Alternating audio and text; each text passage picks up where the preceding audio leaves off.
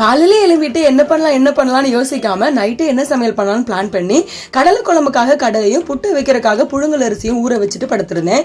புழுங்கல் அரிசி ரேஷன் அரிசி தான் எடுத்திருந்தேன். ஊற வச்ச அரிசியை காலையிலே வடிகட்ட வச்சுட்டு அதுக்கப்புறமா கடலை குழம்புக்கான வேலையும் பார்த்துட்டே இருந்தேன். இப்போ இந்த அரிசி எல்லாத்தையுமே நம்ம அரைச்சு எடுத்துட்டு வந்துடலாம். நல்ல பொடியா அரைச்சு வந்துடலாம். இந்த மாதிரி அவ்வளவு சாஃப்டா இருக்கும். கண்டிப்பா ட்ரை பண்ணி பாருங்க. இப்போ அரிசி எல்லாத்தையுமே அரைச்சு எடுத்தாச்சு. இப்போ தாராளமா தேங்காய் பூ சேர்த்துக்கலாம். நான் ஒரு அரை மூடி தேங்காய் பூ சேர்த்திருந்தேன். இதுக்கு உப்பு ரொம்ப கொஞ்சமா ஆட் பண்ணிட்டு நல்லா மிக்ஸ் பண்ணிக்கோங்க. அங்கங்க இருந்துருச்சுன்னா அப்புறம் நம்ம சாப்பிடும்போது நல்லா இருக்காது.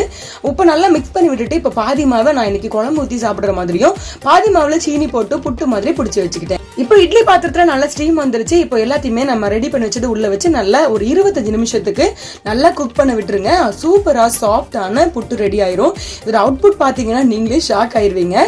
இந்த கடலை குழம்பு ரெசிபி ஆல்ரெடி நம்ம சேனல்ல நான் அப்லோட் பண்ணியிருக்கேன். கண்டிப்பா நீங்க ட்ரை பண்ணி பார்த்துட்டு எப்படி இருந்துச்சுன்னு மறக்காம கமெண்ட் பண்ணுங்க.